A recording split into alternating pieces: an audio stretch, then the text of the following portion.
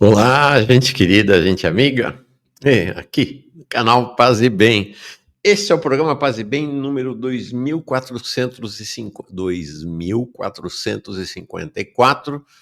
Eu sou Mauro Lopes, fundador aqui do canal Paz e Bem. Hoje um dos integrantes, uma turma bem grande, mais de 20 pessoas que mantêm e sustentam o canal com programação de segunda a segunda, de manhã, de tarde e de noite, realmente um fenômeno, num projeto de espiritualidade plural e de paz. Então seja muito bem chegado, chegada. Se você puder, tiver condição, inscreva-se no nosso canal e também apoie o nosso canal. Não temos nenhum projeto de enriquecer, nem de fazer grana para algo que não seja sustentar o canal. Nós temos 3 estagiários que sustentam essa programação nos bastidores, né, de programação período integral, de segunda a segunda. Temos aqui e ali a necessidade de alguns investimentos, algum gasto. Então, se você puder colaborar com a gente, torne-se assinante do canal. Aqui embaixo, na descrição do vídeo, tem o link para o nosso programa de assinatura, tá bom? Um programa diferente hoje, um programa especial. Bom, não sei se todo mundo sabe, eu sou âncora do Manhã Brasil no portal Farol Brasil. E esta semana, eu estou falando hoje, estamos lançando esse programa, estou falando na madrugada de 1º de agosto de 2025, e a gente... Isso, 1º de agosto de 2025, e nós fizemos um debate, um diálogo, na verdade, lá no Farol, no Manhã Brasil, que eu achei de fato antológico. Alguém que dispensa apresentação, Pedro Lima Vasconcelos, nosso professor aqui do Paz e Bem. E junto com ele, um jovem, muito jovem, quem não conhece vai se encantar com ele, o Mansur Peixoto. Mansur Peixoto sustenta um canal chamado História Islâmica. É sensacional o canal dele. É um canal sensacional. E ele ficou mais famoso quando lançou um documentário de 6 horas de duração, Israel Paralelo, né? Exatamente para confrontar, combater o tal Brasil Paralelo, mostrando, revelando a verdade do sionista e do massacre do genocídio em Gaza. Então, contando toda a história de Israel. Nós acompanhamos muito dessa história aqui no Paz e Bem, no curso do Pedro Lima Vasconcelos. Então, os dois se encontraram, foi na quarta-feira, dia 30, para esse diálogo, 1h30 de conversa realmente antológica, e eu resolvi reproduzir aqui. Acho que vale a pena assistir, realmente. Vale a pena a gente ter no nosso acervo aqui do Paz e Bem esse diálogo entre os dois. Então, eu saio de cena, entram... Quer dizer, na verdade, eu continuo em cena, porque fiz a mediação da conversa entre eles como âncora do programa, tá? E volto aqui quando a conversa entre eles acabar. A conversa durou 1h30, então hoje vai ser um programa mais longo do que o usual aqui no nosso Paz e Bem, tá bom? Desfrute. Realmente muito impactante essa conversa entre eles. Sobre a Palestina, para conversar sobre Gaza, para conversar sobre Israel, para conversar sobre o cenário, eu trouxe 2 figuras-chave para entender esse processo. O camarada Mansur Peixoto, que está aqui com a gente sempre, ele que é o criador e principal protagonista do perfil o História Islâmica, perfil que tem nosso apoio aqui permanente, deixa eu botar na tela, o História Islâmica para vocês verem, e vamos começar desde já a campanha de novos inscritos no canal História Islâmica, está com 54.300 inscritos, vamos dar uma bombada nesse História Islâmica hoje. Vamos subir e subir bastante o número de pessoas inscritas lá. Está aqui, né? História Islâmica, deixa eu botar na tela, tá? História Islâmica com Mansur Peixoto, tá aí. Ele tem, opa, fiz bobagem aqui, pera lá, eu tenho que aumentar, é aqui. Tá aqui. Tá 54.300 inscritos. Vamos chegar a 54.500 até o final dessa transmissão? Acho que seria minimamente razoável. E aí você tem os vídeos mais recentes do canal. Mansur Peixoto comenta sobre as iranianas do Vilela, desculpa.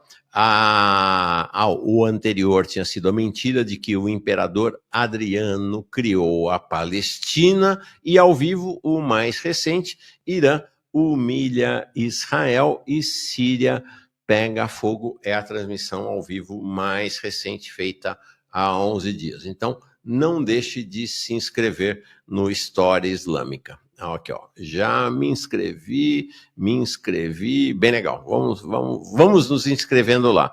E ao lado dele está o meu mestre, professor Pedro Lima Vasconcelos, professor da Universidade Federal de Alagoas, professor de História na UFAL, Universidade Federal de Alagoas, mestre livre-docente em Ciências da Religião, pós-doutor em História, como eu disse, um dos maiores especialistas, se não atualmente o maior especialista em canudos no Brasil.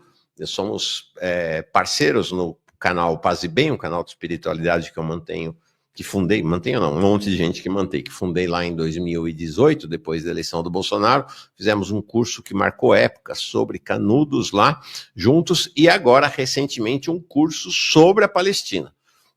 Esse curso que deu num livro. Não sei se ele já está com o livro lá na mão para mostrar para nós. Vamos falar sobre este livro também.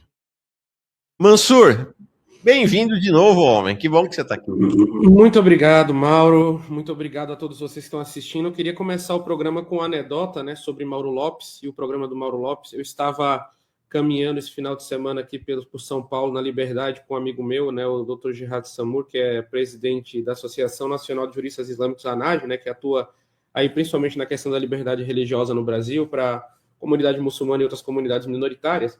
Eu estava andando com ele pela calçada no sábado de manhã, a gente estava procurando, enfim, algumas coisas para comprar, para comer de manhã, e me parou um artesão que estava vendendo artesanato na rua, né? E falou: olha, Mansur Peixoto, eu assisto você no Mauro Lopes. A gente até fez um stories e colocou no Instagram, né, desse artesão vendendo e falando, né, sobre o programa do Mauro Lopes e o que ele tinha aprendido e tal. Foi muito legal. Então, só para mostrar para vocês que a gente já está vendo nas ruas isso aí, né? Os Mauro Lopers nas ruas aí fazendo diferença. Não, os Mansures. Legal. Não vi no Instagram, eu frequento relativamente pouco assim. Vou olhar lá se ainda tiver no seu. Na verdade, eu acho que ele já desapareceu porque foi postado. Eu não costumo filmar as pessoas, mas o Dr. Jihad, ele ficou tão feliz assim pela recepção do artesão que ele filmou do celular dele, colocou nos stories dele, eu compartilhei no meu. Mas ficou rodando esse final de semana, né? E foi muito engraçado. Legal. Porque foi muito espontâneo. O cara parou a gente ali, reconheceu e já falou: não, assisto você pelo Mauro Lopes. E foi muito engraçado isso. Adorei. Mauro Lopes e Mansures, muito legal. Salam aleikum, camarada Mansur, diz o Barranco Fishing. Mansur gigante, realmente Mansur é um consenso aqui entre nós. Muito bem-vindo. Você já conhece o professor Pedro Lima Vasconcelos? Eu ainda não, mas eu amo o assunto de canudos. É um dos temas que eu mais gosto sobre a história do Nordeste. É incrível. Mas eu ainda não conheci. Vou pesquisar. É bom que a gente vem nessas lives e começa a conhecer outras pessoas também. Vou apresentar vocês dois, acho que tem um caminho de amizade aí para ser feito. Ele que vem, Pedro Lima Vasconcelos, direto de Maceió. Pedro, chega mais. Bem-vindo, Pedro. Tudo bem? Tudo bem, Mauro? Saudação a você, saudação a quem nos acompanha e uma saudação particular a Mansur. Prazer em dividir esse momento com você. Parabéns pelo seu História Islâmica, que é um portal, não sei se a palavra exata é essa, altamente esclarecedor, elucidativo, muito bem fundamentado. Acompanho sempre, sou já dos inscritos já faz tempo. Muito obrigado, professor. E, Mauro, eu vi você falando antes, eu ainda não estou com o livro. Mas eu mandei. Mas já temos a capa dele aqui, né? Mandei a capa e mandei o link para as pessoas que tiverem interesse poderem comprar, porque o livro está na pré-venda, né? Mas ele já saiu do forno, então já está começando a ser despachado. A Questão Palestina, a Nervura Religiosa da Catástrofe, lançado pela editora Cotter. Mansur, gente, esse livro é resultante do curso que Pedro nos deu no canal Paz e Bem sobre a história da Palestina. É isso, né, Pedro? Isso. O curso se chamou A Questão Palestina e as Religiões. Então, uma tentativa, um esforço em mostrar como a temática da religião, das religiões, atravessa a formulação da questão palestina, e ela está no coração do que está sendo enfrentado hoje, e muitas vezes as análises, não sei, acredito que você vai concordar comigo, muitas vezes esse elemento é desconsiderado, né? Como se fosse de menor importância, como se fosse alguma coisa... como se fosse um disfarce, como se fosse uma ilustração, um acessório. Mas não.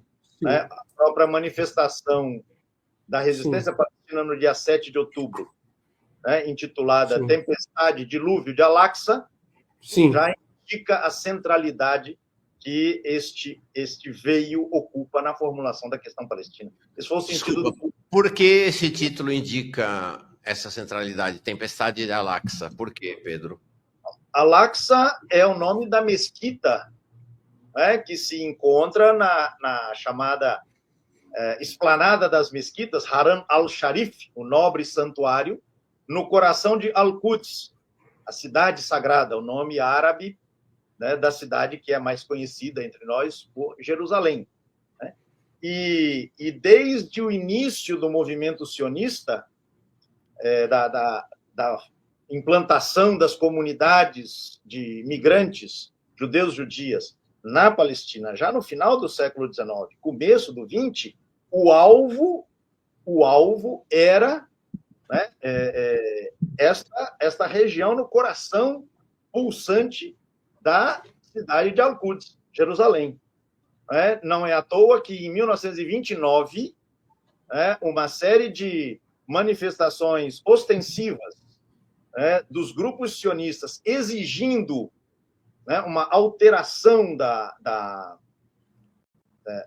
do traço urbano da cidade para favorecer as comunidades sionistas em detrimento, né, do bairro magrebino, né, na cidade, que era o bairro tradicionalmente associado às peregrinações da gente muçulmana vinda da África do Norte, dos países da África do Norte, principalmente, levou aos primeiros confrontos, digamos, diretos, físicos, com mortos, feridos. Né? Por quê? Porque se queria alterar o estatuto religioso daquele espaço. Né? E estou tomando muito tempo aqui nessa minha primeira fala, mas deixa eu me completar com isso. Nessa época, Freud escreve uma carta que ficou esquecida, ficou escondida pelo sionismo, em que ele diz: a Palestina não pode se tornar um Estado judeu. Por quê? Por conta dos lugares sagrados existentes neste Estado, que nem cristãos, nem muçulmanos vão entregar ao controle sionista. Pois em 1967, a primeira medida que a ocupação ilegal sionista posterior à Guerra dos 6 Dias fez foi destruir o bairro magrebino e criar ali um grande pátio para que ali se tornasse o ícone, né, para a comunidade judaica na frente do chamado Muro das Lamentações. Enfim, então, nós estamos mexendo aqui com um conjunto de questões atravessadas, todas elas, por inúmeros fios que envolvem as religiões oriundas deste território. Daí, então, essa nervura religiosa a qual eu me refiro no subtítulo do livro. Eu já coloquei aqui no chat Tô colocando de novo, tá? O link, se você quiser fazer a compra na pré-venda do livro do Pedro. A Soraya diz: siga o Mansur desde o início de sua página no Instagram. Que delícia ouvi-lo hoje aqui. Realmente é uma delícia e já está dando certo. A gente abriu o programa com 54.300 pessoas inscritas no História Islâmica. Agora já são 54.400. Vamos lá. Vamos chegar a 54.500 até o fim do nosso programa. Mansur, antes de entrar nos temas mais propriamente, como o Pedro fez uma introdução histórico, conceitual, teórica, eu também vou te pedir o mesmo a partir de uma pergunta do Sumarex. Então, você poderia explicar a diferença entre árabes xiitas, ele diz da Palestina, acho que talvez não seja bem assim, mas aí você explica, e os sunitas do petróleo e do futebol, também acho que não é bem assim, que inclusive estão fazendo vista grossa para um massacre sionista. Então, explica a diferença do ponto de vista religioso entre xiita e sunita e a diferença de posicionamento, né, nesse cenário aí do mal chamado Oriente Médio. Bem, eu gostaria de começar minha fala parabenizando aqui a introdução do professor Pedro Vasconcelos, né? Assim, o nível de notas históricas que foi colocado é incrível. Então, assim, esse livro que ele está lançando aí deve ser extremamente profundo e recomendo a todos que comprem na pré-venda, tá, gente? A gente precisa privilegiar e prestigiar as pessoas que se dedicam a escrever e falar sobre a Palestina aqui no Brasil, não são só os autores internacionais, tá? A gente tem aqui gente de muita qualidade aí fazendo produto e o professor, né, Pedro Vasconcelos é um deles. Uma das coisas que eu coloco para vocês sobre essa questão é que é o seguinte: não entendam a questão palestina, né, sob a perspectiva do que vocês estão vendo hoje, né? A gente não assiste um seriado pelo último episódio. A gente precisa compreender toda a história para saber como cada personagem vai se comportar. Então, por décadas, e pela maior parte das décadas, a pauta palestina foi uma pauta majoritariamente sunita, tá? Majoritariamente, assim, infinitamente sunita, até porque o território onde Israel foi criado foi numa região majoritariamente sunita do Oriente Médio, que é a região ali do Levante, né? A região do Bilad Sham, que integra-se também junto ao Palestina, né? A província da Palestina, e no qual os sionistas vão fazer sua incursão, mas antes deles os britânicos estavam fazendo isso.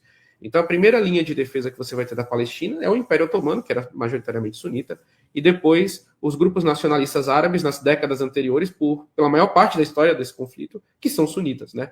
O Irã, ele vai, digamos assim, atuar ali dentro depois da Revolução Islâmica. Então você tem aí uns 60 anos de resistência sunita, né? E logo em seguida o Irã ele vai entrar, né, contra a entidade sionista após a Revolução Islâmica. Antes disso, o Irã, ainda que um país xiita, ele era aliado de Israel, né, no governo do Shah, obviamente, e, digamos assim, mantinha acordos e relações com o Estado de Israel. Então, essa é a gênese no sentido de que você tem uma mudança, né? Mas a maioria da população dos países sunitas ali da região são totalmente anti-Israel. Você vê isso aí na própria Copa do Catar, sempre que um jornalista se identificava como israelense, as pessoas se recusavam, mesmo pessoas do Marrocos ou de qualquer outro país que ensaia aí cada vez maiores relações com Israel, a sequer responder entrevistas, né? Porque uma coisa são estados e governos e outra coisa são populações, né?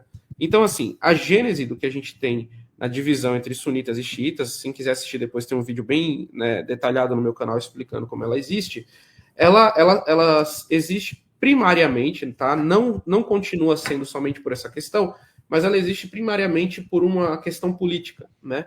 Qual é a legitimidade dos sucessores do profeta? Como que você pode ter um Estado muçulmano, né? A ideia de uma polis, de uma política muçulmana que seja religiosamente legítima. Então os xiitas vão, digamos assim, teorizar que somente descendentes sanguíneos do profeta podem ser os atuantes para a criação desse Estado e para essa governança, né? Mas não só descendentes sanguíneos que vão ter esse papel, mas também para a interpretação religiosa, porque somente eles podem acessar as verdades espirituais contidas no Alcorão Sagrado, né? E no conhecimento transmitidos pelos Ahlul Bayt, né? O povo da casa sagrada, ou seja, a própria família do profeta. Os muçulmanos sunitas, apesar de reverenciarem as figuras sagradas dos Ahlul Bayt e dos imãs também, isso é muito importante falar, tá gente? Tanto xiitas quanto sunitas têm figuras que são ambivalentes dentro das duas tradições. Primeiramente, né, Ali bin Abi Talib, né, o primeiro imã xiita, é considerado o quarto califa sunita. E não só isso, mas você vai ter outras figuras como Jafar as-Sadiq, enfim, que são considerados imãs pelos xiitas e grandes imãs também pelos sunitas, mas obviamente com pesos diferentes, né, com relação ao seu papel religioso. Então isso vai ser a gênese da divisão sunita e xiita. E obviamente que essa diferenciação política ela vai começar a ganhar contornos teológicos, né? Como acontece com qualquer tradição. Você às vezes vai ter uma disputa política que vai acabar virando teológica ao longo dos séculos. E isso hoje é o que acontece entre sunitas e xiitas. Aquele sunismo e aquele xiismo que iniciou a divisão, ele não existe mais, ele se desenvolveu e virou outras coisas, né? Hoje em dia você tem, por exemplo, na disputa pela hegemonia no Oriente Médio religiosa entre Irã e a Arábia Saudita, uma disputa entre o xiismo duodecimano, né, o Ithna Ashari em árabe, e o wahhabismo estatal do governo saudita. Isso são interpretações tanto do sunismo quanto do xiismo muito tardias na história. Quando eu falo muito tardia, eu falo dos últimos 70 anos aí de assumir o governo, né, graças a maquinações e digamos assim, estratégias ocidentais aí na região. Isso aí não é nem minha opinião, gente, é o que as lideranças desses estados colocam. Se vocês pegarem o príncipe Mohammed bin Salman da Arábia Saudita, ele inclusive agradeceu, né, ao Ocidente pelo todo o papel de espalhar a mensagem de Muhammad ibn Abdul Wahhab, o fundador do movimento wahhabita, pelo mundo, né? Então, assim, há um papel muito grande nesse sentido aí. Então, você tem uma divisão entre sunitas e xiitas diferentes. E, obviamente, pelas monarquias, os 7 reinos da Península Arábica, né? A exclusão de Omã, porque Omã ele é um estado mais antigo. A monarquia de Omã ela é uma monarquia com muitos... A dinastia dos Ibades de Omã ela é muito, muito mais antiga do que essas monarquias que vão se formar após o acordo Sykes-Picot ali na Península Arábica. Mas todas as grandes monarquias ali da Península Arábica, né, os 7 reinos, são 7 reinos, eles devem sua criação à própria Inglaterra e sua proteção ao próprio Estados Unidos, tá? E aqui eu não estou fazendo um juízo de valor com relação a isso, são os fatos históricos, né? E, assim, esses países vão se formar criando um welfare state para a população nativa, isso que é muito importante falar, tá, gente? Mas aí eles vão criar uma reserva populacional de imigrantes muito grande que não vão participar daquele welfare state no mesmo nível da população nativa. E eles vão se manter com essa qualidade de vida e com esses estados que eu, particularmente, pude testemunhar em loco quando eu viajei para a Península Arábica ano passado. E você consegue notar isso aí. Mas esses estados são mantidos por uma aliança militar, né, e de propaganda com os estados, principalmente inicialmente a Inglaterra. A Inglaterra vai ser o que é chamado de kingmaker. Você vai ter famílias que nunca governaram nenhuma região importante, eram apenas tribos, né, e que viviam em cidades que eram portos de pesca, né, eram basicamente chefes, inclusive, do que é chamado de grupos de pirataria pela Inglaterra nesse período, né, e que vão ser alçados à causa régia, aquilo ali. Então, devendo o seu poder e a sua existência enquanto Estado-nação ao Ocidente cada vez mais, isso é muito importante, no início foi ensaiada várias formas de independência, mas foram todas derrotadas, né? Basta ver o que aconteceu com o rei Faisal I da Arábia Saudita, quando ele decidiu fazer um embargo de petróleo pelo apoio prestado ao Ocidente a Israel. Foram lá e assassinaram ele. Então, assim, não é uma questão tão simples, né? Devido a isso, cada vez mais as monarquias vão se, digamos, entrincheirando, porque elas dependem desse apoio político ocidental para continuar existindo, e são muitas vezes países de baionetas viradas para dentro, né? O que a gente chama, que nem aqui no Brasil, nosso exército ele não tem as baionetas viradas para fora, ele tem as baionetas viradas para dentro. Isso é muito importante colocar.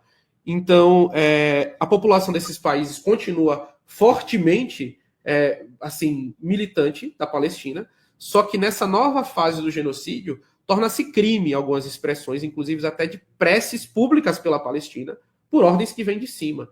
Então, assim, é muito fácil a gente falar de coragem populacional, de militância, quando a gente está num país onde a gente não é preso por estar carregando uma determinada bandeira na rua, porque vem um país de fora e determina. Estavam tentando fazer isso aqui no Brasil. Basta ver a atuação de Pazuello e Guto Zacarias aqui em São Paulo para criminalizar, dar a entender que o Estado de Israel é ilegítimo. Olha, não é nem falar que é ilegítimo, é dar a entender nas escolas brasileiras. A gente fez, inclusive, uma live com juristas brasileiros para falar sobre isso.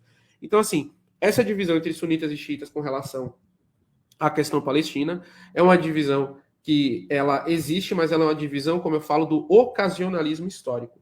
Em algumas fases do desenvolvimento desse conflito, fica mais fácil para regimes sunitas, aí eu estou falando de regimes, não de povos, né, apoiarem a questão palestina, e outras, mais recentemente, xiitas. E, obviamente, não é inegável que hoje em dia eu sou muçulmano sunita, mas é inegável falar que o protagonismo político está na mão dos xiitas, né? Tanto ali no Iêmen com os Ansarullah, né, os Houthis, como são chamados, que são xiitas da linha zaidita, quanto o próprio Estado iraniano, e por um tempo, né, antes desse esfriamento do Hezbollah ali. Mas basta dizer que na Palestina os movimentos de resistência ali dentro são todos basicamente sunitas, né?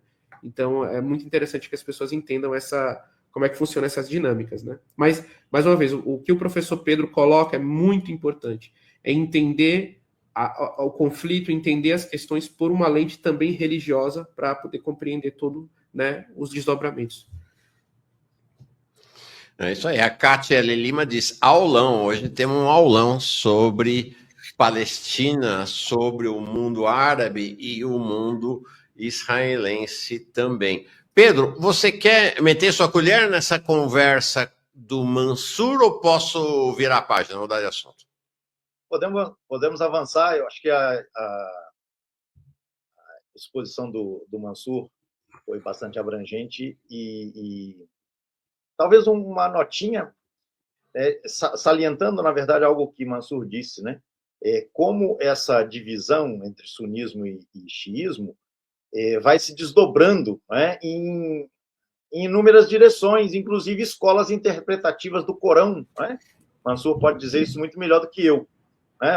Tradições interpretativas que se vão desenvolvendo, métodos interpretativos do Corão que se vão alterando, desenvolvendo paralelamente, né? Numa vertente e noutra. Mas é isso mesmo. Vamos em frente. Pedro, deixa eu colocar uma questão para você, que é a seguinte.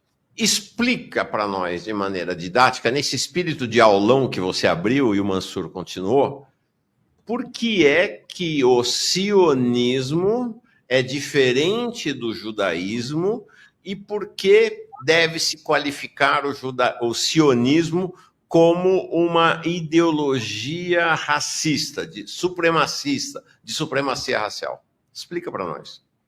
Se você me permite formular, num detalhezinho, reformular a tua questão, por que o sionismo é antissemita? Tá bom.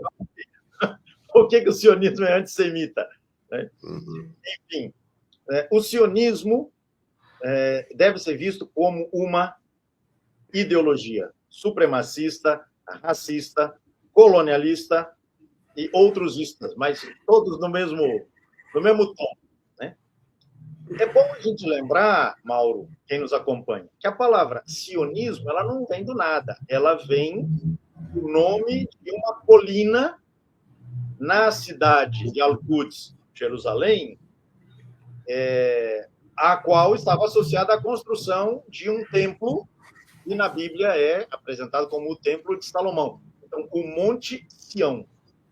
A partir disso, a palavra Sião passa a designar, por extensão, a cidade e, uma extensão ainda maior, a própria Palestina. Então, a gente precisa pensar que o movimento sionista, mesmo que ele se apresente, muitas vezes se fala assim, né, Mansur? É um movimento laico. Ele tem matriz no seu próprio nome,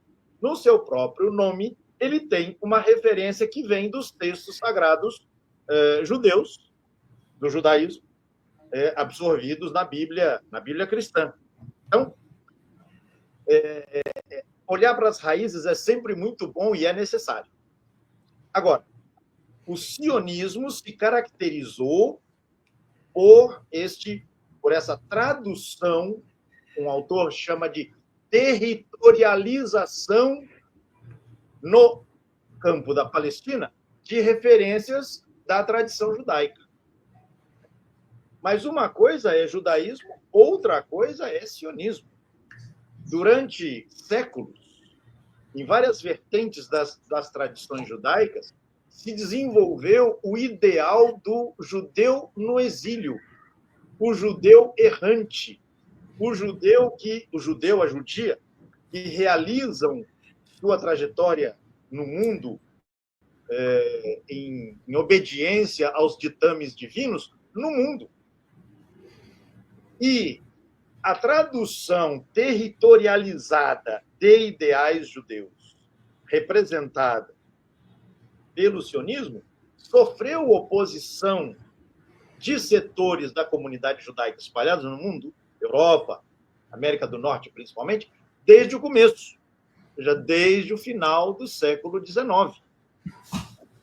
Então, é preciso que isso fique claro. O sionismo é uma resposta racista, colonialista, supremacista, baseada naquilo que o grande intelectual palestino Eduardo Said chamou de orientalismo, ou seja, de uma visão deturpada que apequenava o mundo árabe, basicamente o mundo muçulmano, né, e entendia, e Theodor Herzl, o fundador do sionismo político, ele vai dizer que o sionismo representará, na medida em que ele se traduza num Estado para judeus na Palestina, numa espécie de braço estendido da Europa, ou seja, da civilização, contra a barbárie.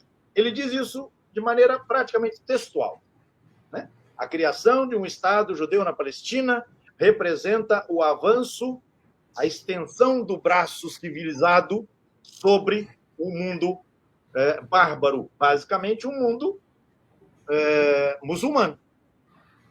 Então, este projeto é um projeto que se define como uma extensão de uma Europa que já havia colonizado o que hoje a gente chama de Américas, estava colonizando vastas partes da Ásia, vastas partes da África. Faltava o quê? Faltava colonizar aquilo que até então estava sob controle do Império Otomano. Né? E aí, com a dissolução forçada do Império Otomano no final da Primeira Guerra Mundial, você tem as potências europeias, né, lançando-se vorazmente por esses territórios. Então, o sionismo traduz politicamente este projeto de estender a civilização europeia, ocidental, sobre aquela região. Então, o sionismo é isso. E a gente vê no que está acontecendo em Gaza e no que está acontecendo na região mal chamada de Cisjordânia, os seus efeitos deletérios, danosos, né, que vêm sendo anunciados desde muito tempo. Não é novidade para quem acompanha a história que o desfecho não poderia ser outro que este. Agora, Mauro, quem nos acompanha. Então, uma coisa é judaísmo, outra coisa é semitismo, sionismo. Aí eu coloquei a pimenta. E o semitismo e antissemitismo? Permita aqui também uma digressão. No século XIX, um filósofo chamado Bruno Bauer escreveu um pequeno texto chamado A Questão Judaica. E esta pequena obra foi respondida por um outro intelectual chamado Karl Marx, um texto chamado Sobre a Questão Judaica. Né? Ambos os textos estão publicados em uma boa edição aqui em português pela Boitempo. Os dois autores, eles discutiam por encaminhamentos diferentes, mas discutiam basicamente a mesma questão. O estatuto da comunidade judaica, ou das comunidades judaicas na Europa, que sofriam vários tipos de hostilidade, de marginalização, de perseguição, a variar de acordo com as regiões. E, num certo momento, já na segunda metade do século XIX, um escritor, que agora me foge o nome, ele tomou o termo semitismo e associou as hostilidades contra judeus na Europa à sua ascendência, à sua pretensa ascendência semita, ou seja, filho de Sem, um dos filhos de Noé, a história lá do dilúvio contada na Bíblia. E aí ele vai dizer, então, que a hostilidade contra judeus judias na Europa era expressão de antissemitismo. No entanto, o que este escritor fez, e depois veio toda uma tradição, foi uma espécie de sequestro do termo semita para designar única e exclusivamente judeus judias. Quando, na verdade, o termo semita, ele designa os povos do mal chamado Oriente Médio, que, de acordo com a tradição, eram descendentes do filho de Noé, chamado Sem. Neste sentido, as religiões samaritana, judia, cristã, muçulmana, entre outras, porque há outras expressões, são todas religiões semitas. E os povos que vivem no Oriente Médio, grosso modo, são semitas. Portanto, o que Netanyahu e seus asseclas estão fazendo em continuidade ao que vem sendo feito desde os primórdios do movimento sionista, com o apoio armado do mandato britânico, e desde a instalação e imposição do Estado de Israel contra a população palestina, a inviabilização daquela solução ilusória dos dois Estados. Conversa só para inglês ver, e aí inglês mesmo, né? Tudo isso é manifestação de antissemitismo. Não foi só o Hitler que produziu a expressão mais brutal de antissemitismo. Netanyahu está fazendo a mesma coisa. O Estado sionista vem fazendo isso com a população palestina, e não só a Palestina. É bom lembrar que Israel agride todos os povos ao seu redor. Líbano, Síria, a Jordânia, o Egito. E o que está sendo perpetrado especificamente na Palestina é a forma mais brutal de antissemitismo contemporâneo. Então, vamos recuperar o alcance do termo. O semitismo não é uma exclusividade do povo judeu. O povo judeu se pretende descendente de Sem, ok? Mas Sem, passando por Abraão e Ibrahim, no Corão, Abraão e Ibrahim não é pai só do povo judeu. De acordo com a genealogia mitológica, né? Os povos árabes se apresentam como filhos de Ibrahim via Ismael. Então, há que se distinguir claramente entre os termos. Sionismo é uma coisa, judaísmo é outra. Há muitos judias anti-sionistas, é importante que isso fique claro. Há rabinos, lideranças judaicas que são radicalmente anti-sionistas. E Sim. É importante não sequestrar ou não reduzir o alcance da palavra semita, deixando de lado um contingente imenso de pessoas que se definem, que entendem herdeiras de Sem. Queria exatamente continuar nessa conversa contigo, Mansur, até porque você tem uma experiência recente em vídeo de diálogo com o rabino. Os judeus, o perfil Eu pergunta, os judeus ortodoxos são anti-sionistas? Vi vídeos de vários deles se colocando contra Israel faz na Palestina. E aí acrescenta uma outra questão. Judeus e árabes, judeus e palestinos, sempre tiveram uma relação de antagonismo ou já viveram em paz em alguns momentos da história? Primeiramente, pessoal, preciso entender o seguinte... O termo judeu ortodoxo, ele é extremamente amplo, tá? E engloba diversas variantes de judaísmo. Os racídicos também têm diversas variantes de racídicos. Então você tem grupos de judeus ortodoxos que são anti-sionistas, tá? Como os rabinos que fizeram parte do nosso documentário Israel Paralelo, né? O rabino Dovid Israel, que eu tive o prazer de encontrar pessoalmente, uma pessoa iluminada, só a presença dele assim deixa você em paz e tranquilidade, só pela voz dele. Também você tem o rabino Shapiro, né, Isaac Shapiro, que fez um material também muito bom com a gente. Então, isso são linhagens ortodoxas, mas de movimentos diferentes. E você tem judeus ortodoxos que são sionistas também. Até porque o sionismo precisou criar cada vez mais uma apropriação da religiosidade judaica para ganhar legitimidade entre judeus religiosos, porque eles sempre foram anti-sionistas desde o começo, né? Porque é uma quebra do judaísmo a ideia de você ir para a Palestina e criar um estado do nada antes da volta do Messias, entendeu? É basicamente isso, é você fazer uma profecia autorrealizável, pelo menos no ponto de vista das principais linhagens judaicas ditas ortodoxas, né, até o início do século XX. Então, os judeus ortodoxos, eles não são todos antisionistas, mas dentre os racídicos você tem um antisionismo muito grande. E também tem judeus seculares antisionistas, né? Agora, no sábado de manhã, inshallah, eu vou fazer uma entrevista pessoal com o Ilan Pappé, que é um historiador judeu muito famoso, e ele não é religioso, né? Então, assim, e também, a gente não vamos parar de falar só de gente de fora. Breno Altman tá aí para mostrar pra gente, né? E ele não é, como é que se diz, religioso, e faz um trabalho antisionista muito grande. Então você tem sionistas e antisionistas de todos os lados. E sobre essa questão da vida entre árabes e judeus, tem no documentário Israel Paralelo, eu fiz um episódio somente sobre esse tema e condensei ainda em outro vídeo para quem não tiver tempo de assistir o documentário todo, porque tem 6 horas, né? Soltei um outro resumo sobre isso na semana passada, que é um resumo de basicamente 7 minutos sobre a história de como árabes e judeus viveram ao longo do tempo. E a gente tem que entender que árabes e judeus são um povo que menos brigaram na história da humanidade. Tá? Eles viveram mais pacificamente entre si na história da humanidade. A pessoa fala, Mansur, como? Bem, se você for pegar episódios de pogroms ou conflitos de bairros que existiam em países árabes, você vai ter um espaçamento de séculos entre o registro de uma coisa e outra. Nenhuma comunidade com visões tão antagônicas de religiosidade vive assim sem brigar por tanto tempo, gente. Vocês têm que entender o seguinte.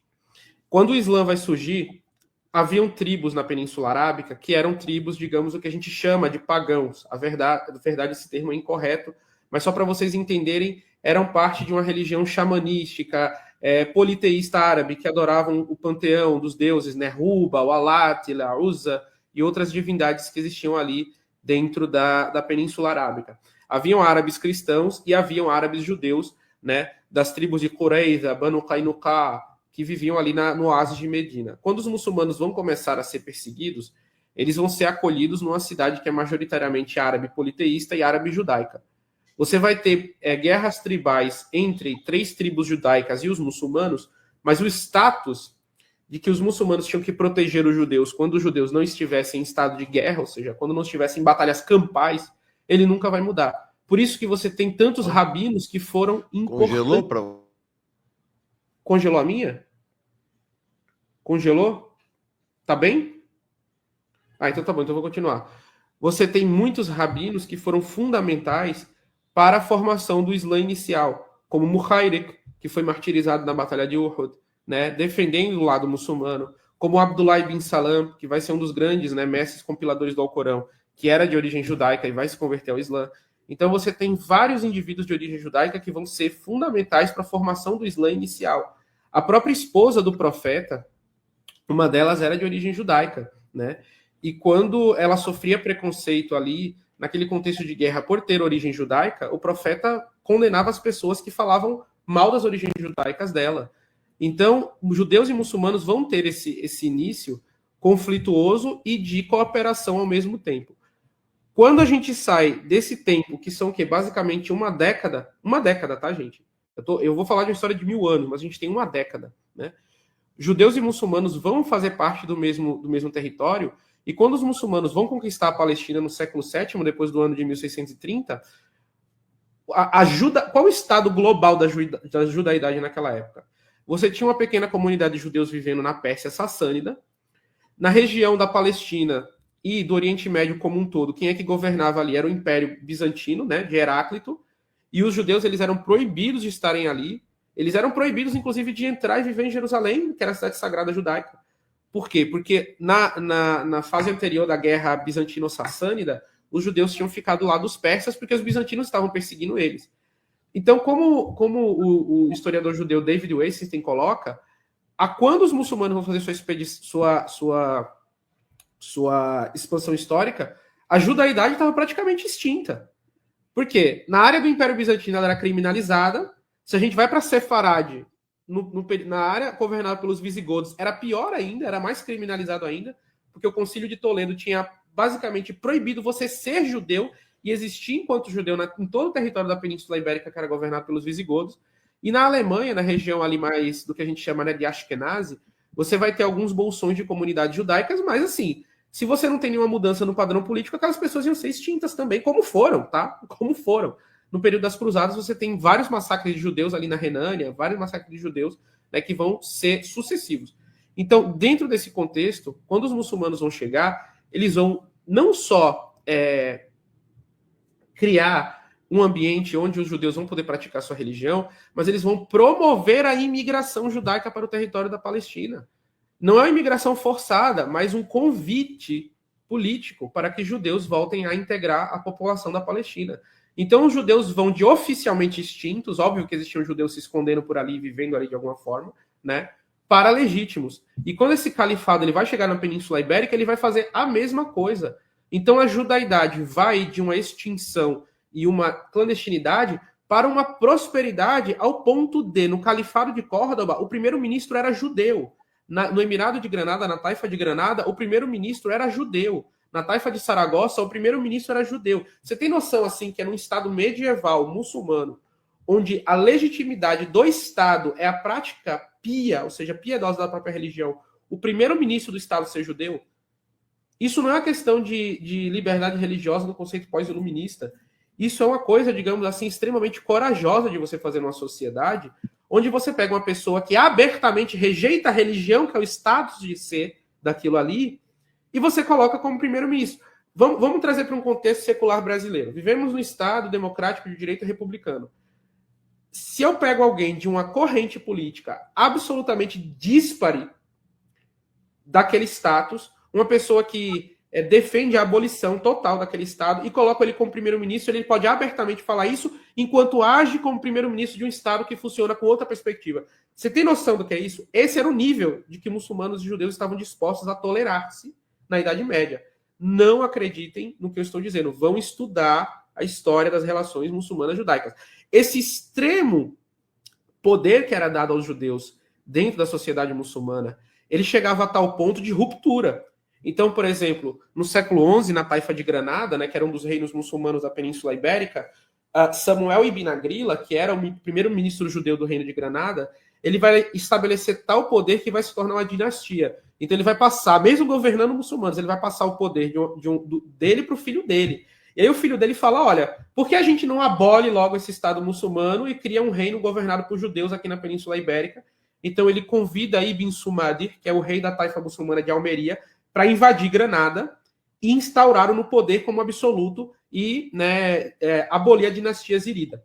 Quando isso acontece, aí você tem uma guerra civil, os judeus morrem. É o famoso pogrom dos judeus de Granada, né?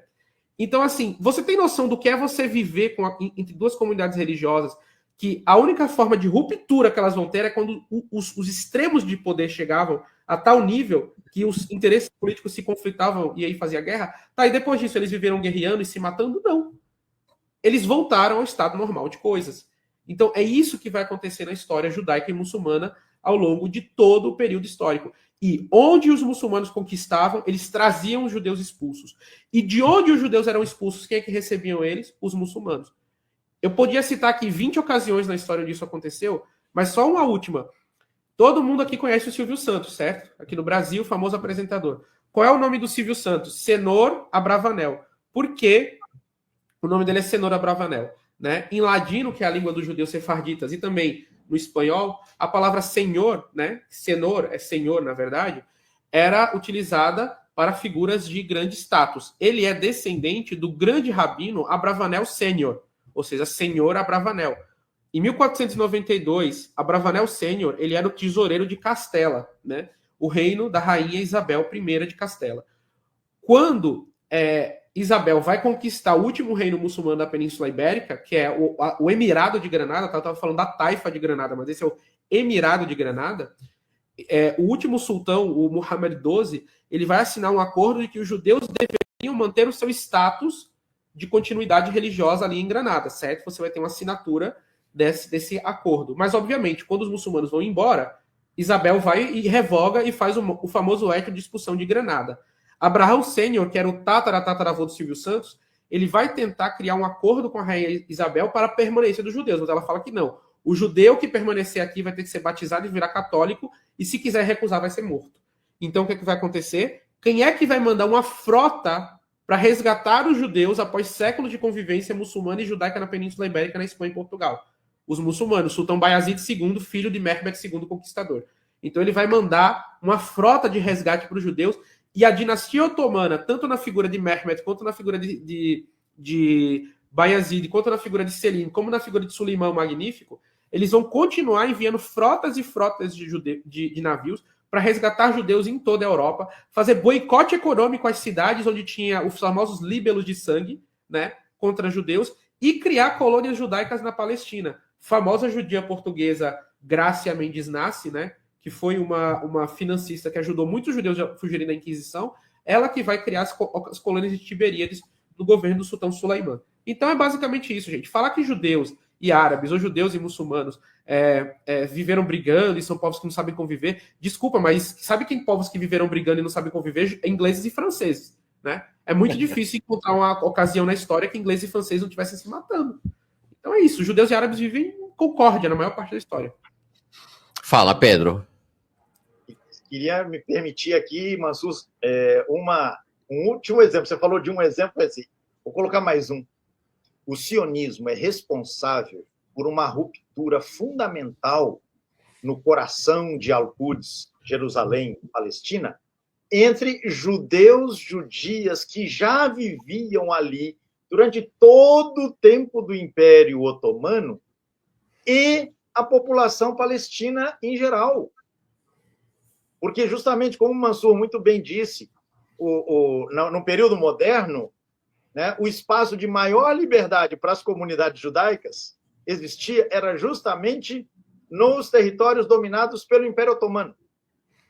Quando o sionismo se introduz na sociedade palestina, ele impõe uma ruptura com das comunidades judaicas já existentes ali, com seus vizinhos, seus colegas, seus companheiros árabes de longa data. Então, há um texto, eu cito isso no livro, em um dos capítulos, em que se recolhem depoimentos de pessoas ali dos anos 20, 30 do século passado, dizendo justamente isso, que os recém-chegados, migrantes, nos impuseram romper relações de amizade, relações familiares, relações de compadrio, enfim, as relações tecidas ao longo de séculos entre grupos judeus e grupos muçulmanos no interior da dinâmica conduzida pelo Império Otomano. O sionismo produziu, inclusive, isso. Por quê? Porque, justamente, quando os judeus foram expulsos da Europa, seu destino mais seguro foi exatamente o norte da África e, na sequência, os territórios controlados pelo Império Otomano. Então, para ver como efetivamente essa convivência existiu, e o sionismo foi responsável por essa ruptura no território palestino. Só uma nota final, gente. O fundador, né, o primeiro grande líder, presidente, primeiro-ministro de Israel, que isso é sempre muito nebuloso, né, o Ben-Gurion, pega as fotos do Ben-Gurion jovem, onde é que ele servia? No exército otomano. Como é que Ben-Gurion estava vestido? De fez turco. Porque quando ele era perseguido na Rússia czarista, tanto ele quanto os quem foi que recebeu eles, integrou eles na sociedade, e eles podiam ser, inclusive, lideranças políticas ali dentro? Foi o Império Otomano. Qual era a maior cidade judaica do planeta Terra, naquela altura? Tessalônica, que era uma cidade, né, na Grécia Otomana. Tem um livro do Mark Mazur, quem quiser ler. Tessalônica está em português, né? Salônica, ele colocou o título dela. E o pessoal pode ler e entender como é que foi essa história. E os judeus se tornaram figuras de poder político imponente. Para você ter uma ideia, o Ben-Gurion fazia programas de recrutamento para o exército otomano, né? Mas aí, depois da declaração Balfour, ele muda de alianças e fica do lado dos britânicos. Então é isso. Você não tem... Porque o Ben-Gurion ia ajudar um Estado que era um califado, gente. Era um califado islâmico com raízes medievais que tinha começado ali no século XIV, que é o Império Otomano, né? E você vai ter um judeu querendo que isso se expandisse. Por quê? Porque era basicamente onde é que os judeus viviam, onde é que eles tinham a participação política, onde você vai ter até movimentos messiânicos judaicos de grande importância, que nem o movimento de Sabbatai Tzvi, Enfim, gente, é muita história aí, mas eu vou passar a palavra para o professor, que se eu começar aqui, a gente vai ficar até... A gente já foi para Salônica, a gente vai chegar em Kaifeng, na China. Você tinha comunidade judaica chinesa, aí a gente vai começar a falar também. Meu Deus. Ô, Pedro, e aí tem uma questão interessante, né? Há um traço de igualdade entre a palavra sionista e a palavra judeu. Mas é um traço falso. Não é preciso ser judeu para ser sionista. Você tem, por exemplo, milhares e milhares de cristãos sionistas, por exemplo. Sim. Tá certo? Então, o sionismo não é uma exclusividade do mundo judaico, né? Então, você pega hoje, né, aqui no Brasil, né, o sionismo é sustentado, porque a comunidade judaica no Brasil é pequena, tem muito poderosa, mas é muito pequena. Quem sustenta o sionismo no Brasil é basicamente o sionismo cristão, né, Pedro? E, na verdade, o sionismo, né, Mauro? A gente discutiu isso também numa oportunidade do curso, está no livro. O sionismo, enquanto uma ideia, né, de retorno de grupos judeus à Terra Santa, é uma ideia de origem cristã. A ideia, por exemplo, expressa por um Padre Vieira. Padre Vieira, figura importante da política portuguesa, um grande autor da literatura na nossa língua. Ele falava do retorno do povo judeu à Terra Santa, né, como uma pré-condição para a volta do Messias. Em outros setores cristãos, né, da Europa, principalmente no mundo da Reforma, mas também no mundo católico, né, se desenvolveu essa ideia de que o lugar do povo escolhido é a terra, né, que um dia lhe fora destinada por Deus. Este sionismo cristão, ele não se traduzia num projeto político de criação de um Estado, seria um anacronismo pensar nesses termos, embora o anti-islamismo, implícito ou não, nessas declarações, estivesse ali presente, né? Os muçulmanos eram chamados sempre os infiéis. Então, contra o inimigo infiel. O ideário das cruzadas permanecia muito presente, né? O próprio Colombo esperava, com as riquezas que ele começou a saquear aqui do continente em que nós vivemos, ele esperava angariar fundos, reunir fundos para fazer uma cruzada para libertar a Terra Santa dos infiéis. Então, esse ideário do combate ao infiel, né, estava presente. E o infiel é o muçulmano. Infiel é o muçulmano, né? Então, a Europa, que fracassou no empreendimento militar das cruzadas, representado pelas cruzadas, nunca deixou de cultivar este ideal. E neste seio se desenvolveu isso que hoje a gente chama de sionismo cristão, e que é um suporte disseminado na cultura, basicamente europeia, para a implantação, ou para a configuração, no final do século XIX, do que a gente chama de sionismo político. Por isso, eu sempre gosto de lembrar essa cena, né, que marcou aí um momento da nossa política recente, quando uma senhora interrogada por um jornalista, né, numa manifestação em favor do inelegível, no ano passado, na Paulista, né, e ela portava uma bandeira de Israel e uma bandeira brasileira. E aí o jornalista perguntou, mas a senhora está carregando uma bandeira de Israel aqui, por quê? Porque Israel nos representa. Aliás, desculpe, porque Israel é cristão. Como assim? Né? Aí o jornalista se perdeu um pouquinho ali e falou, não, mas Israel não é Cristo, não é cristão, qualquer coisa assim. Aí ela arremata, Israel nos representa. Então, essa senhora falou coisas muito mais importantes do que a gente poderia imaginar à primeira vista. Ela nos permite perceber como este ideário sionista ele está disseminado, está espalhado na cultura dita ocidental, de matriz cristã, que se define em polarização com o mundo muçulmano.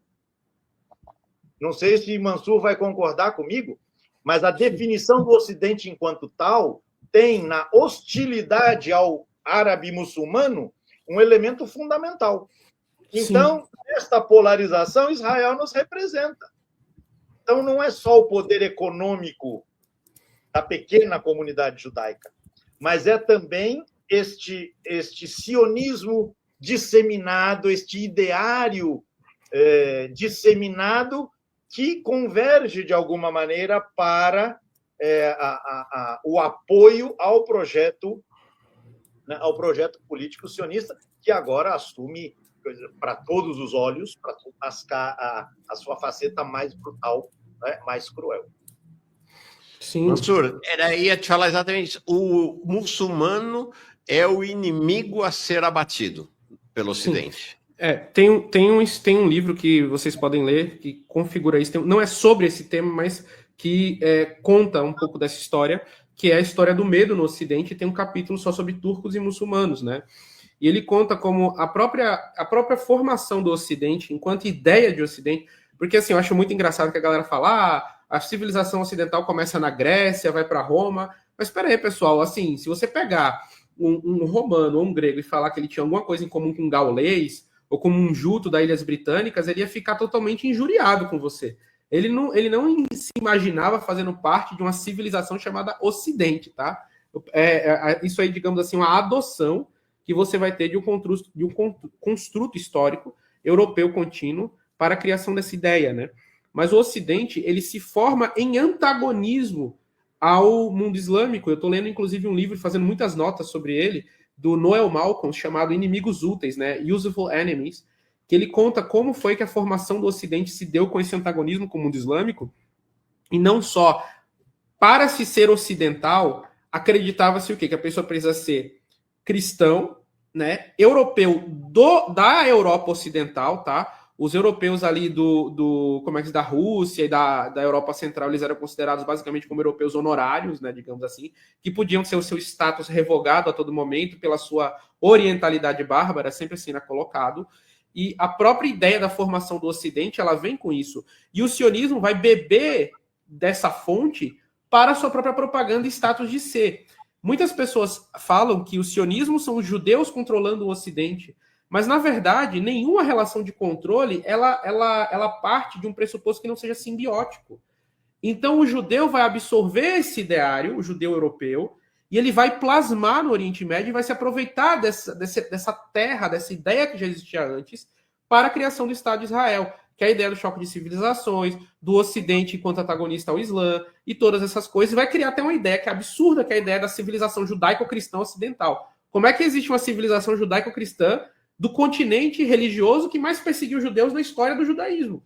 Não tem como isso existir, né? Não tem como existir a civilização africano-brasileira cafeicultora. Não existe.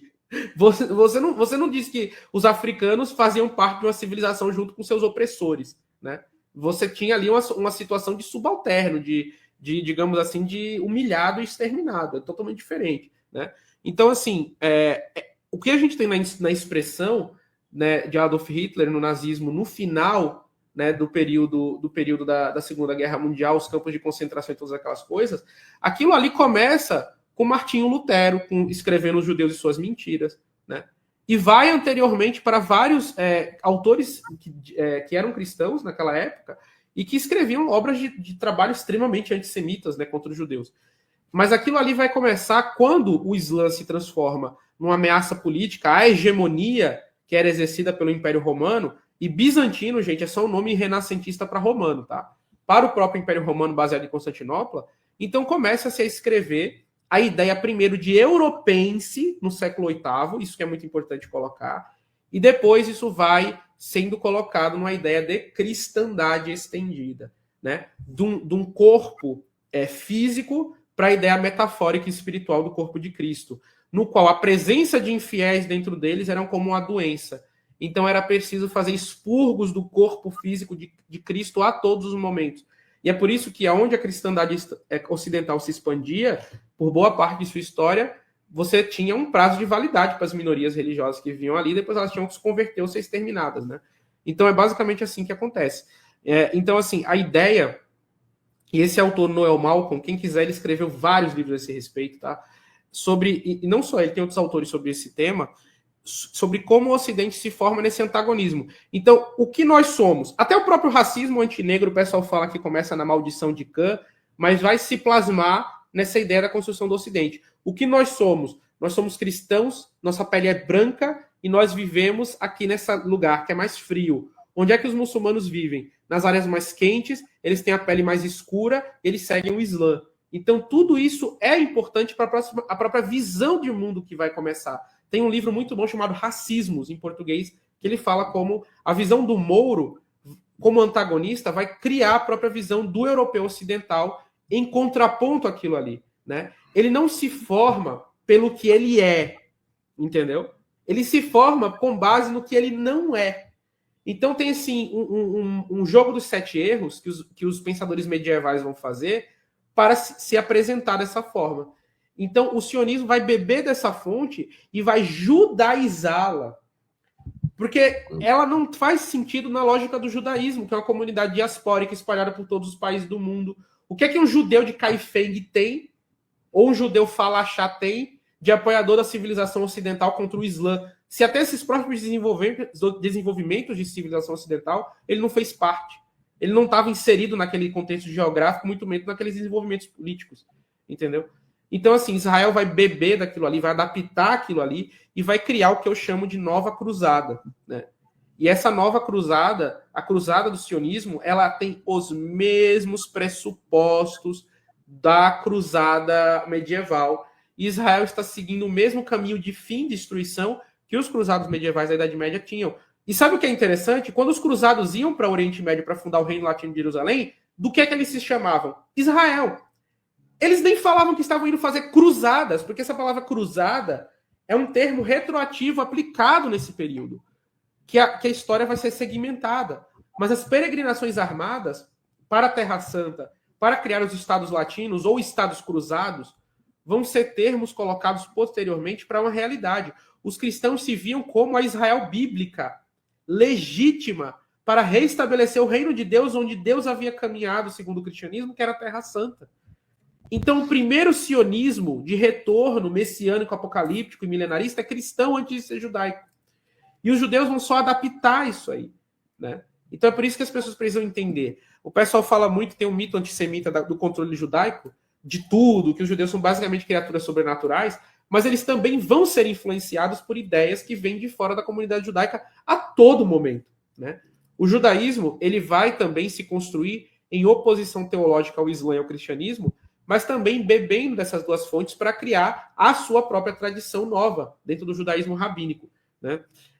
Então, assim, é muita coisa para a gente falar sobre isso, mas é um resumo, né? Leiam Eduardo Said de Orientalismo, leiam Noel Malcolm, tem outros autores também que vocês podem ler sobre essa história, mas só mais um ponto.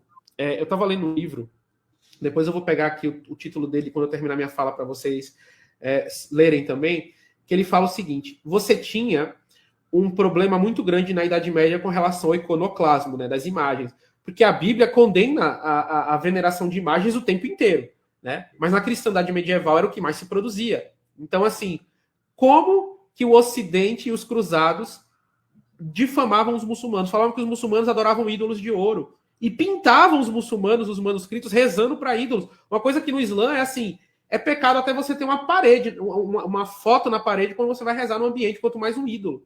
Mas por quê? Você tinha a projeção civilizacional das inseguranças que o Ocidente tinha com relação à sua própria imagem, do que ele é. Então, quando o antagonismo não existia entre o Ocidente, que era anti-imagens, e o Islã, que era pró-imagens, porque isso não existia, inventava-se. Era tão importante criar o antagonismo que inventava-se, que estavam indo combater muçulmanos que adoravam deuses. E aí você tem pinturas medievais onde Maomé, Muhammad, o profeta do Islã, ele era uma estátua de ouro, né? E os muçulmanos estão ali venerando aquela estátua de ouro. Que não faz sentido dentro do Islã, mas era criado isso na Idade Média, tá? Fantástico. Ó, não, vou te passar a palavra só registrando. Elizabeth Belize, obrigado, Farol Brasil, por trazer Mansur e o professor Pedro Lima Vasconcelos. Mais uma vez, convocando todo mundo aqui a se inscrever no canal História Islâmica, o canal animado pelo Mansur Peixoto, 54.400 inscritos. A gente termina esse programa quando chegar a 54.500 pessoas inscritas. Inscreva-se já. Se você não está inscrita ainda, dá para ver que é sensacional mesmo. E aproveito para colocar mais uma vez no chat o link para você fazer a compra na pré-venda do livro do professor Pedro Lima Vasconcelos, A Questão Palestina. Pedro, você levantou o dedo, que é o sinal universal de querer falar nas lives. Diga. Que Mansur trouxe uma série de elementos aí sobre o mundo medieval, tratou das cruzadas. Para mim, o tempo das cruzadas ele é decisivo para essa configuração desse Ocidente antagônico ao mundo islâmico.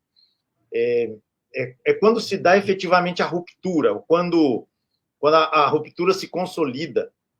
Porque, e aí quero lembrar, Mauro, um autor que você conhece, né? Não sei se Mansur vai conhecer, provavelmente sim, que é alguém que já, inclusive, participou lá do canal Paz e Bem, o professor Emílio Gonzalez Ferrin. O livro dele, As Origens Culturais do Judaísmo, Cristianismo e Islamismo. A Angústia de Abraão, o nome do livro. E ele fala das origens simbióticas de judaísmo, cristianismo e islamismo. E um processo de simbiose que vai durando séculos e que só vai alcançar uma certa definição por volta ali do ano 800, 900, por aí. Né? Essas três identidades elas se vão definindo uma na relação com as outras duas. Mas chega o tempo das cruzadas e você tem, né, essa ruptura e que se consolida. E aí o elemento que eu quis colocar aqui Mansur mencionou a Declaração Balfour, né, o compromisso, né, do governo britânico em estabelecer na Palestina um lar nacional para o povo judeu, em novembro de 1917. Em dezembro de 1917, tudo está no livro. Em dezembro de 1917, a cidade de Al-Quds, Jerusalém, é tomada pelas tropas do general britânico Allenby. As manchetes vão apresentar a notícia, uma delas pelo menos, da seguinte maneira: Jerusalém é resgatada do cativeiro após 673 anos.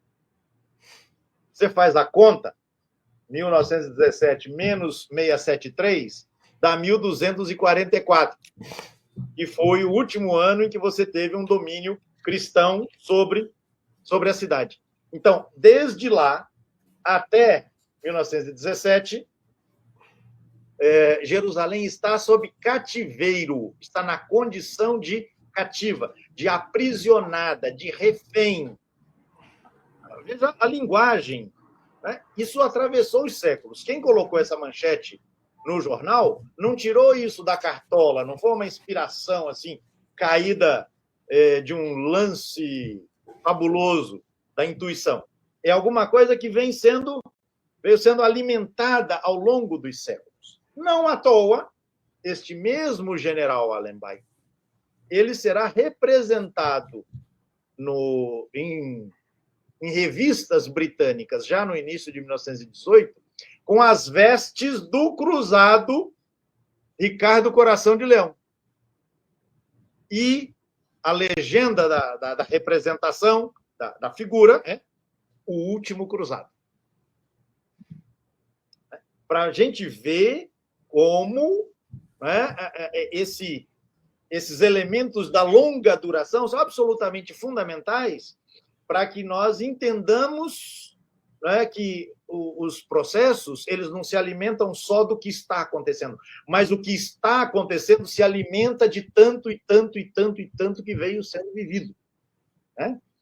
E aí, na medida em que você tem o governo britânico fazendo a declaração e depois operando militarmente no território palestino, não é difícil entender por que o Ben-Gurion fez o movimento que Mansur mencionou agora há pouco, né? Na medida em que efetivamente ficou claro que o governo britânico tinha um compromisso, né, que ele levaria às últimas consequências com a criação do Estado judeu na Palestina. Perfeito. Legal. Eu queria encerrar, já ocupei vocês muito, trazendo para o presente e trazendo para o Brasil. Mansur, vou te cutucar, porque me parece que, assim, está claro que a extrema-direita, e em particular o bolsonarismo, e aí tem uma questão interessante, porque a gente fala muito dos evangélicos, mas o sionismo que a extrema-direita e o bolsonarismo apresentam no país, ele tem um apelo muito forte no mundo evangélico, mas tem um apelo mais forte ainda no mundo católico, até pelos motivos que vocês explicaram, né? Eu tenho dito isso, é importante registrar que quem vai fazer os ataques armados do bolsonarismo, em geral, são bolsonaristas católicos e não evangélicos. Interessante essa convergência. Mas, enfim, então, a extrema-direita, o bolsonarismo, é claramente sionista no Brasil. Esse cenário, quando você vem para o mundo liberal, estou falando do mundo liberal aí, da direita tradicional, né, o antigo PSDB, União Brasil, Globo, são também sionistas. E a esquerda, ou a centro-esquerda, não, né? Sempre teve à margem do sionismo. Mas o governo Lula, por ser esta geleia, né, de direita com centro-esquerda, ele tem esses conflitos internos, né? Você tem lá o líder do governo no Senado, o Jacques Wagner, é um judeu sionista radical. E aí me chamou muito a atenção a afirmação que o Mauro Vieira vai fazer lá durante a última reunião do BRICS, lá na Rússia, e que ele repete mais 2 vezes, dizendo o seguinte: o Brasil é do Ocidente. O Brasil pertence ao Ocidente. E me chamou essa declaração dele. Ele é um dos caras mais à direita, né, do governo Lula, de que ele não estava fazendo uma referência geográfica. Então a gente vê que esse embate com o sionismo, ele é um embate que deita raízes muito profundas, né, na cena política e na sociedade brasileira, né? Sim. O que a gente tem aqui no Brasil é que, assim, a gente precisa combinar que a gente é Ocidente com a Europa e com os Estados Unidos, tá? Sem combinar com eles fica difícil. Fica feio, né? A gente dizer... Miami. Exato, tem que... Assim, ó... Aí a gente vai ver. Não, o teste que eu costumo dizer é o seguinte: se você acha que você é Ocidente, você pega, né, um avião e vai agora para Nova York, né? E aí você vê se vão te colocar ali esperando com os imigrantes muçulmanos, indianos, chineses, ou se vão te colocar para passar que nem os australianos e franceses e britânicos estão passando, tá, gente? Então, assim, a única coisa que eu falo para vocês é isso, tá? É o teste do Ocidente. O teste do Ocidente se deu com Jean Charles de Menezes, né? Que foi ali assassinado na Inglaterra, a ser confundido com muçulmano. O que ele tinha de muçulmano? Ele estava com um turbante na cabeça, ele estava com... Não, ele era um brasileiro, mas por quê? É o sangue mouro, é a cara de Mouro, é a ideia do Mouro que existe ali na Inglaterra desde a Rainha Elizabeth. Ele foi assassinado dentro dessas premissas. Ele gritou Allahu Akbar, ele fez alguma coisa? Não, né? Mas ele foi assassinado ainda assim. Então, essa ideia de que Brasil é um Ocidente é uma coisa muito fluida, porque, óbvio que o país que formou o Brasil, né, é Portugal, né, vai formar o Brasil na sua expansão marítima, mas deixa eu contar uma coisa para vocês. Até a Ibéria, Espanha e Portugal tinham um status meio que honorário no Ocidente. Por quê? Pelo sangue mouro e judeu dos espanhóis e portugueses. E os italianos do Sul também. Nesse livro Racismos, que eu recomendo muito, tá em português, que vocês podem ler ele, o livro é no plural, Racismos. E ele conta a história de que os europeus do Sul, eles eram europeus mais honorários. Então somos honorários dos honorários, somos os filhos dos honorários com a mestiçagem daqueles que não eram nem considerados honorários, que eram os africanos e os indígenas. Então, assim, gente, o Brasil Ocidente é um Ocidente que é imitador, né? Somos imitadores do Ocidente nas nossas roupas, nos nossos costumes, nos nossos hábitos, podemos nos conceber assim de certa forma, mas não somos aceitos como tal. Eu acho que a identidade brasileira ainda precisa ser resgatada e precisa ser entendido. O brasileiro precisa entender que papel ele ocupa na história e no mundo. Porque a gente tem aquela tentativa, né, Brasil paralelesca, com aqueles documentários para dizer assim, que o Brasil é basicamente um continuador da ordem de Avis, que somos o legado de Portugal ocidental e tal. Precisa combinar também isso com os portugueses e o pessoal do partido Chega, né, que basicamente trata brasileiros como se fossem imigrantes afegãos, imigrantes árabes, a invasão brasileira e coisas assim, né? Então, pessoal, é muito feio você ficar espalhando para as pessoas que você está namorando uma menina que você não está namorando, né? É muito vergonhoso isso. É muito até uma piada, né, isso aí. E agora você pegar e falar isso enquanto civilização é mais feio ainda, porque engloba um número infinitamente maior de pessoas. Então você fica dizendo aí na cúpula do BRICS que você é Ocidente, que você é Ocidente. A Rússia olha para aquilo ali e fala, cara, a gente nunca quis ser Ocidente, tá? A gente está muito bem aqui na nossa fronteira de Ásia e África, aliás, Ásia e Europa, com os nossos czars que usavam coroas europeias e cafetões turcos, né? Espadas e sabres curvos e canhões de fabricação francesa. Nós somos tudo. A gente está aqui como os brasileiros da Europa, né? E os brasileiros precisam começar, né, a ter uma valorização do que é a civilização brasílica, que vai beber desse Ocidente também, mas como Sérgio Buarque de Holanda, Sérgio Buarque de Holanda não, como Gilberto Freire, que é um historiador, que eu sei que o Jones Manuel detesta, tá? Mas que tem do que se aproveite ali, ele colocou uma coisa muito interessante, que é esse legado oriental e asiático na formação do Brasil. E ele escreveu muito sobre o legado islâmico na formação do Brasil, né?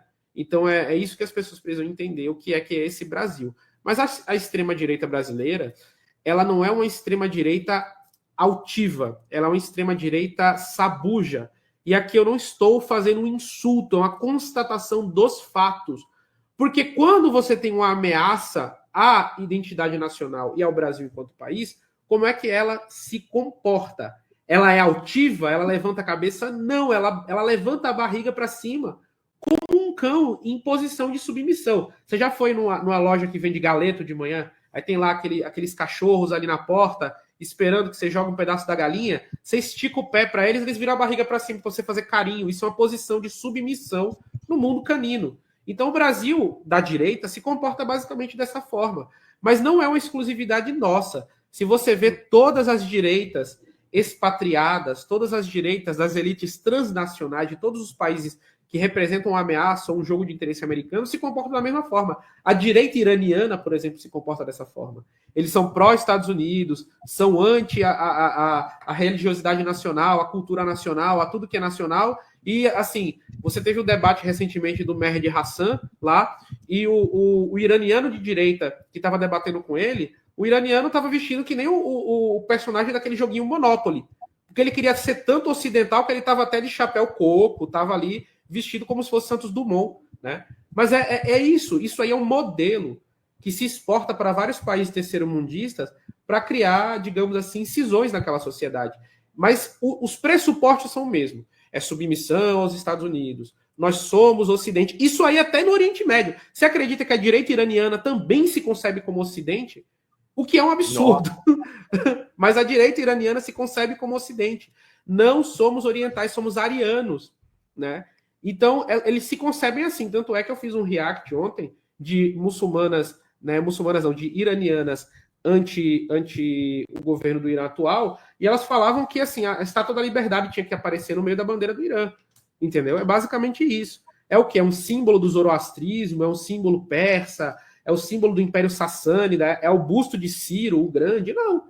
É basicamente uma mimificação dos Estados Unidos. Essas pessoas elas se vestem como americanos, se comportam como americanos, valorizam aquilo que é dos Estados Unidos. E é isso, gente. Não são opiniões, são constatações de fatos. E aqui no Brasil é a mesma coisa, né? Você nunca vai ver essas pessoas incentivando o turismo nacional. Você nunca vai ver essas pessoas fazendo como os líderes de guerrilha de esquerda faziam, né? Na época das guerrilhas, que é se infiltrar bem fundo no Brasil profundo, daquelas sociedades mais agrárias, mais profundas, para estabelecer suas bases anti-hegemonia ali, onde é o miolo que nasce o seu país, não. Onde é que o pessoal vai estabelecer suas bases de resistência? nos Estados Unidos. Então, gente, eu não preciso dizer mais nada, né? É basicamente isso, é um ataque à soberania nacional. Para concluir, Mauro, teve um debate que eu fiz, né, com um militante sionista aí no canal chamado Baluarte Mental, e foi uma das cenas mais vergonhosas da minha vida, que eu comecei a usar um exemplo anedótico, eu falei assim, imagina se os Estados Unidos invadem o Brasil e começa... Aí o cara, por favor, que isso aconteça. Aí eu parei, eu falei, não acredito, não, cara. Vamos cortar por aqui, que não dá mais. A lavagem cerebral tá grande demais, mas podem continuar, pessoal. Isso aí. Pedro, o Mansur, com isso, encerra a participação dele. Queria também te entregar a palavra para encerrar a tua participação e desde já agradecendo os dois, mas, claro, farei propaganda do História Islâmica do seu livro antes de vocês nos deixarem. Fala, Pedro. Quando o Mansur falava, ia me lembrando de uma série de coisas, não sei se vou me recordar de todas. Quando ele diz que Portugal e Espanha são Ocidente, como é que você disse mesmo? Honorário, né? Eu me lembrei de uma frase atribuída ao filósofo alemão Hegel, não sei se é dele, eu encontrei em algum lugar essa atribuição, segundo a qual o Ocidente termina nos Pirineus. Isso. E a África começa depois dos Pirineus. Para quem não está recordando, os Pirineus são uma cadeia montanhosa que separa a Espanha da França. Portanto, Ocidente, a Europa Ocidental propriamente dita, não inclui a Península Ibérica. A Península Ibérica é propriamente África. E por que África? Mansur já disse, mas eu quero reiterar. Pelo sangue muçulmano, pelo sangue árabe, né, que percorreu e percorre as veias dos povos ibéricos desde os tempos medievais, desde da instalação de Al-Ándalus, né, na Península Ibérica. Então, é essa história, não é, Mauro? Vocês vão se recordar de um chanceler, se não me engano, foi do governo FHC, grande governo do FHC, que foi aos Estados Unidos e teve que tirar os sapatos na hora de fazer passar ali no radar. Acho que foi um recupero, você não está enganado? O Celso Laffer. O Celso Laffer, isso mesmo, Celso Laffer. Aliás, um judeu sionista. Né? Teve que tirar os sapatos. Que ocidente é esse, né, do qual nós fazemos parte até desembarcar no aeroporto de Miami ou, né, ser colocado na fila de imigrantes de segunda classe. Essa é uma observação. A outra observação que eu queria fazer, Mauro, tem a ver com a sua pergunta, né, que a direita é sionista, a extrema-direita nem se fala, o centro. Quando a gente vai para a esquerda, o cenário se modifica. Mas você mesmo já colocou o elemento de contraponto. O líder do governo no Senado é um notório judeu sionista. Eu acho que a gente vive no interior da esquerda essa contradição. Por quê? Não sei se você vai estar de acordo, se Mansur vai estar de acordo comigo, mas durante muito tempo, no âmbito da esquerda, de modo geral, se via com muita simpatia, por exemplo, a experiência dos kibbutzim, né? Aquelas comunidades socialistas, né? autogestadas, né? Comunitárias, etc., etc. Ora, os kibbutzim foram o modo pelo qual o sionismo ganhou terreno, se implantou territorialmente na Palestina. Tanto é que se definiu essa figura, quase um oxímoro do ponto de vista do significado, sionista de esquerda. Não, eu sou sionista, mas sou de esquerda. Como é possível? Como é possível? Mas foi, né? Tem sido. Como é possível se dizer de esquerda alguém que é adepto de um projeto que, na sua natureza estruturante, é colonialista, é supremacista? Sim. Em boa parte, isso tem a ver com o trauma, óbvio, o trauma vivido pelas comunidades judaicas na Europa e o que culminou no horror que foi o nazismo. Né? Então, essa solidariedade à causa judaica, né, por conta do Holocausto. Então, creio que esse elemento tem um papel. Sim. Mas o implícito anti-islamismo joga o seu papel também. Por quê? Porque, afinal de contas, quando a gente vai pensar as referências de esquerda, a gente vai buscar onde? Vai buscar na Europa. Nesta mesma Europa, que olha para o Oriente Médio e vê ali algo a ser colonizado, algo a ser civilizado. Então, eu entendo que a gente tem desafios em relação à questão do sionismo, inclusive no campo da esquerda. E, na minha apreciação, né, muita coisa saiu do armário, neste sentido, a partir do que aconteceu no dia 7 de outubro de 2023. Uhum. Em setores ditos de esquerda, a primeira reação foi: Hamas é terrorista, que horror, onde já se viu, e não sei o quê. E fazendo vista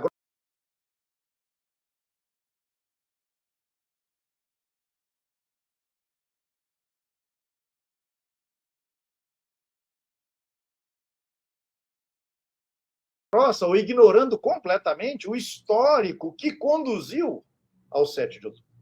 Sim. Eu entendo que a gente está nesta encalacrada, porque também a esquerda, a nossa esquerda brasileira, de outros países também, né, vive nessa ilusão de que nós fazemos parte do Ocidente. E aí, com isso, bebe de muitas referências, né, advindas deste tal, né, Ocidente.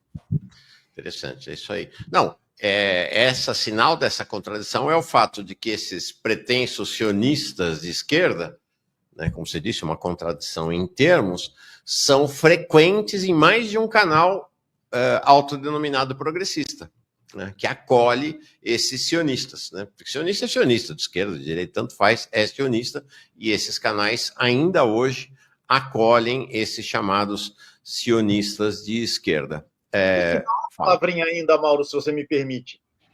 A gente acabou absorvendo uma divisão no interior do sionismo, que se estabeleceu por volta da década de 20 do século passado, que foi a divisão representada pelo movimento capitaneado por um tal Jabotinsky, que tinha como seu secretário, ajudante de ordens, um fulano de sobrenome Netanyahu. Já ouviram falar do sobrenome Netanyahu? Que é o pai do atual Netanyahu. Então, você tem esse sionismo jabotinskiano que caracteriza o que a gente poderia chamar a direita sionista, que é mais truculenta, que é mais brutal, e que falava de expulsão dos árabes, dos muçulmanos. E aí, diante desse pessoal extremista, você tem o sionismo representado por Ben-Gurion e outras figuras, né, que se apresentam como moderados, como abertos ao diálogo, conversa fiada. Como diz muito bem o Breno Altman, uma vez ouvi falando, né, formulando essa imagem, a diferença entre o sionista de direita e o sionista de esquerda diz respeito ao modo. A gente mata de uma vez ou vai matando aos poucos? Porque se a gente for procurar nos escritos de Ben-Gurion, ele vai dizer que o herói dele, um dos grandes heróis dele, é a figura bíblica de Josué. A gente trata disso no livro também. Figura Josué. Quem foi Josué? O general que, segundo os textos da escritura judaica, conquistou a terra de Canaã e exterminou toda a população ali habitante. Uhum. Né? Ele era um herói de Ben-Gurion, o sionista dito de esquerda. Então, a gente acabou absorvendo essa divisão, que é uma divisão artificial, é uma divisão só nos modos, nos métodos, mas o objetivo é fundamentalmente o mesmo. Perfeito, é isso aí. Gente, tá aqui, ó.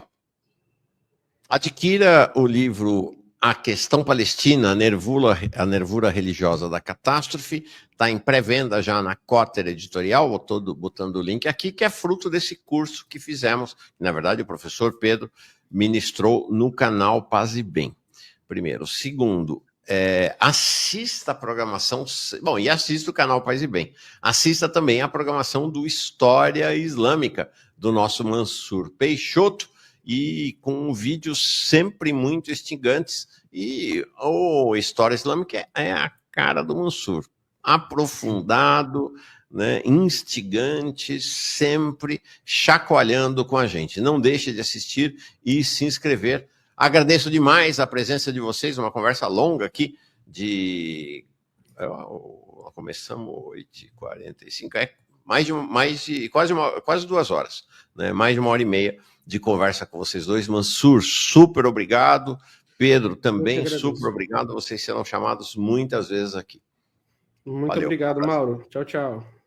Tchau. Obrigado, Mauro. Opa. Valeu. Pronto. Encerrei um pouquinho antes.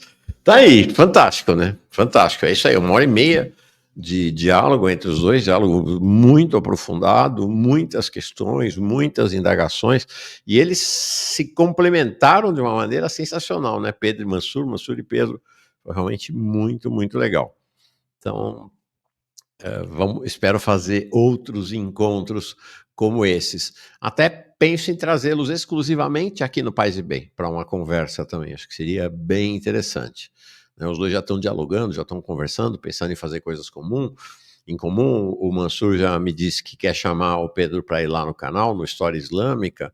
O Pedro está pensando em escreverem coisas juntos. Enfim, vai rolar uma ótima, ótima parceria. Fico feliz que isso esteja acontecendo. É isso. Então, agradeço demais cada uma que assistiu aqui nosso encontro entre Mansur e Pedro, Pedro e Mansur, e continue sempre no canal Paz e Bem assistindo nossa programação, que é muito voltada para esse tema. O caminho da espiritualidade e da paz. Acho que esse diálogo entre os dois colocou esta questão de maneira muito assertiva também. Eu fico por aqui. Paz e bem para todo mundo.